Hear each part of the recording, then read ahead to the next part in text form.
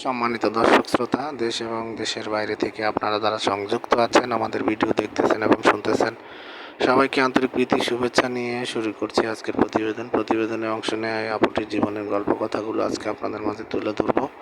কেন এসেছে প্রতিবেদনে বিস্তারিত আলোচনা থাকছে ইনশাল্লাহ।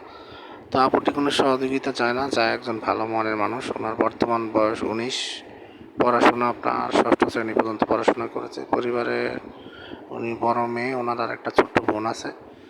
আর ওনার বাবা নেই, মা আছে। মা মানুষের বাসা বাড়িতে কাজ করে, উনি বর্তমানে দর্জি কাজ করে বাসায়।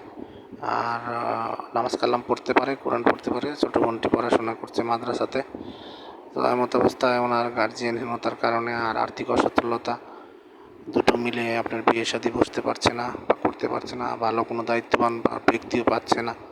বিদায় উনি আমাদের ইউটিউব চ্যানেলের সাথে যোগাযোগ করে ওনার প্রতিবেদন নিয়ে এসেছে। উনি চাচ্ছে পাত্রের বয়স যেমনই হোক, বিবাহিত হলেও সমস্যা নেই, ভালো একজন মনের মানুষের খোঁজে প্রতিবেদনে এসেছে। বয়স বেশি হলেও সমস্যা নেই।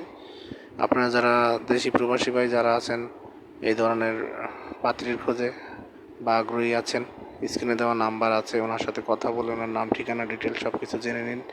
আর আমাদের চ্যানেলের ভিডিওগুলো ভালো লাগলে অবশ্যই একটি লাইক, কমেন্ট, শেয়ার করবেন, চ্যানেলটিকে সাবস্ক্রাইব করবেন এবং সবসময় আমাদেরকে সাপোর্ট করবেন। সেই প্রত্যাশায় ভালো থাকুন, সুস্থ থাকুন, স্বপ্নের ছোঁয়া চ্যানেলের সাথে থাকুন। আসসালামু আলাইকুম।